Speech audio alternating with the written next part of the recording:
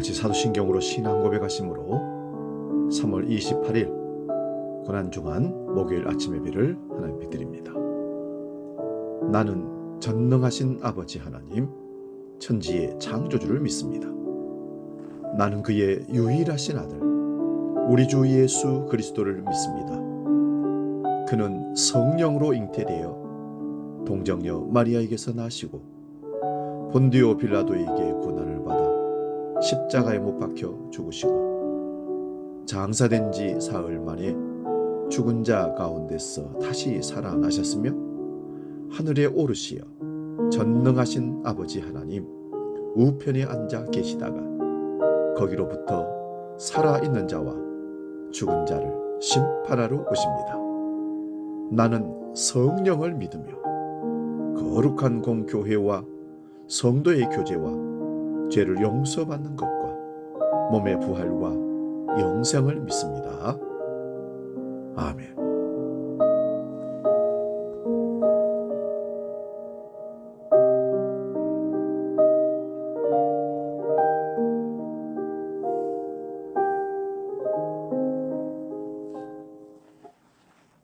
찬송가 216장 성자의 귀한 몸 함께 찬송합니다.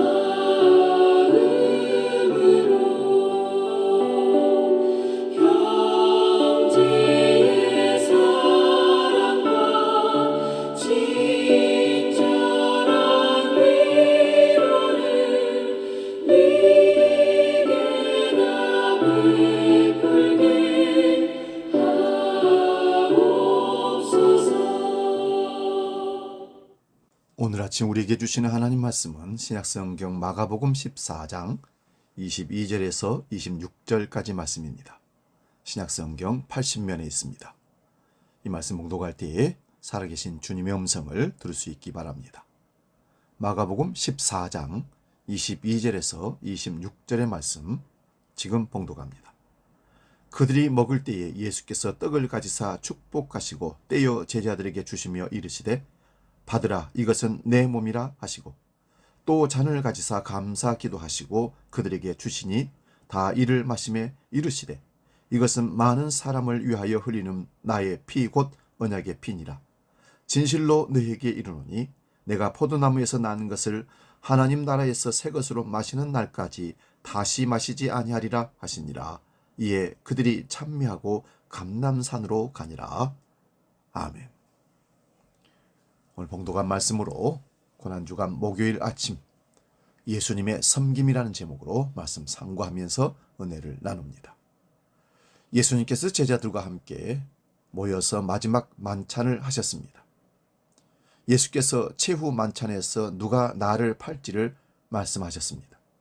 그들이 먹을 때에 이르시되 내가 진실로 너희에게 이르노니 너희 중에 한 사람이 나를 팔리라. 마태복음 26장 21절에 말씀합니다. 예수님을 3년 반 동안 따라다녀도 배반할 사람은 배반하기 마련입니다.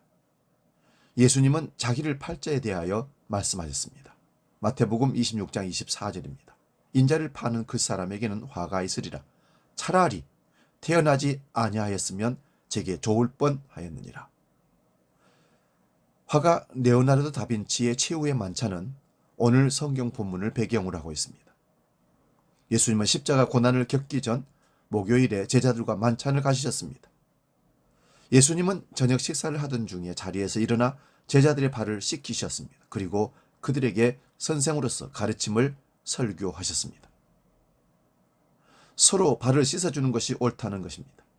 그리고 자신이 이렇게 한 것은 제자들도 그렇게 하라고 본을 보이신 것이라고 요한복음 13장에 말씀하십니다. 예수님이 왜 이런 본을 보이셨을까요? 제자들의 마음과 태도 때문이었습니다. 제자들은 예수님이 십자가에서 고난과 죽임을 당할 것을 말씀드렸지만 그 의미를 제대로 이해하지 못했고 자신들의 생각에 사로잡혀 있었습니다. 제자들은 예수님을 통해 세상 권력을 갖고 싶었던 것 같습니다. 그래서 예수님의 왼쪽 또는 오른쪽에 서게 될 것을 다투면서 지냈던 것입니다.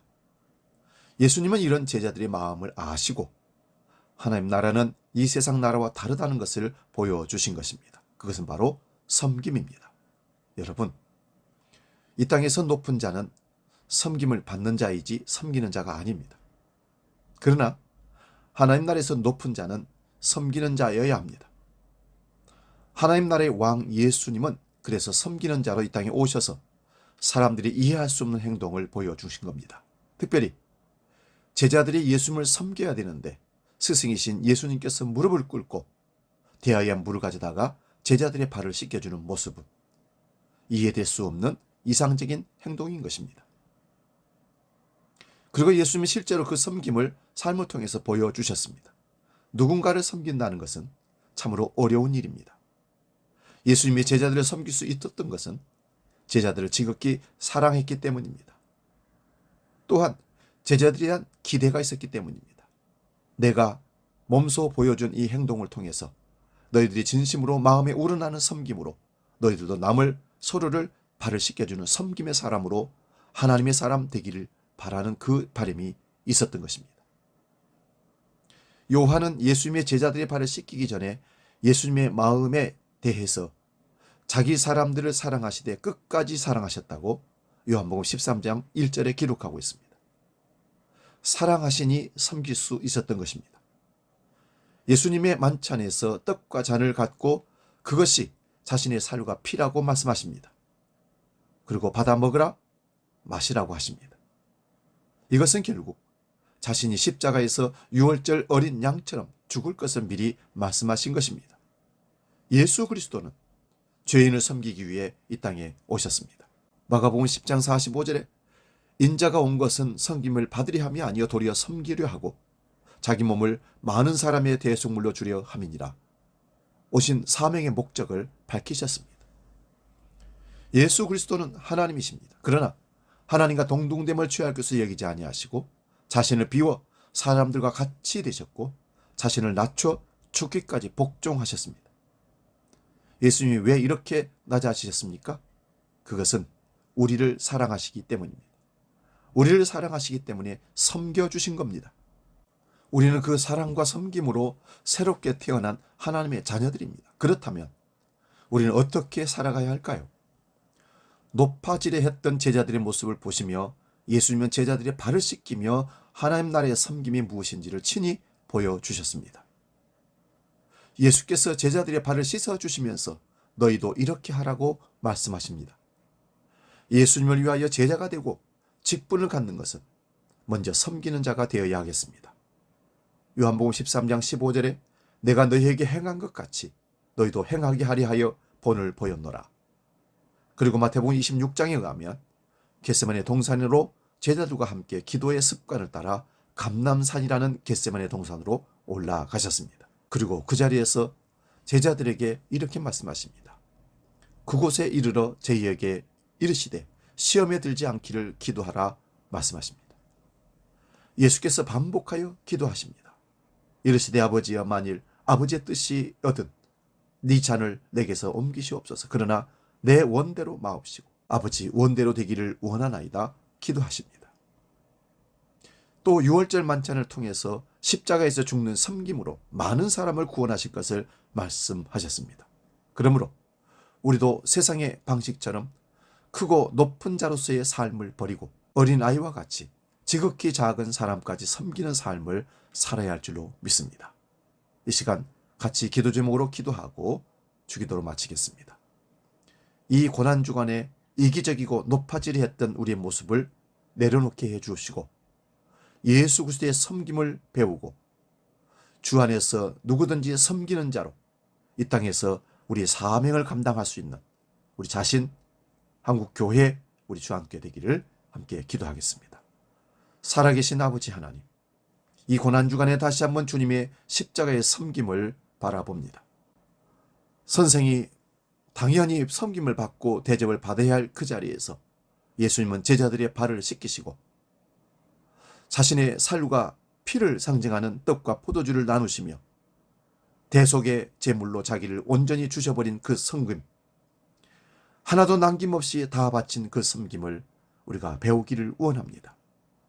우리는 이 엄청난 사랑과 섬김을 받았음에도 불구하고 여전히 내 것을 지키려는 이기적인 마음속에 주님의 영광 돌리기보다는 가난하고 약한 자를 섬기기보다는 내가 더 가지고 내가 더 복받고 내가 더 섬김 받으려는 욕심을 이 시간도 갖고 있다면 회개하게 하시고 주여 이제 모든 것을 내려놓고 주님의 본을 따라가는 섬김의 그리스도인들, 하나님의 백성들 다 되게 하여 주시옵소서. 주기도로 함께 기도합니다. 하늘에 계신 우리 아버지, 아버지의 이름을 거룩하게 하시며 아버지의 나라가 오게 하시며 아버지의 뜻이 하늘에서와 같이 땅에서도 이루어지게 하소서.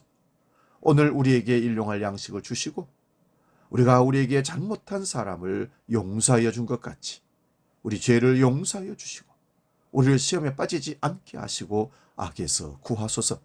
나라와 권능과 영광이 영원히 아버지의 것입니다. 아멘.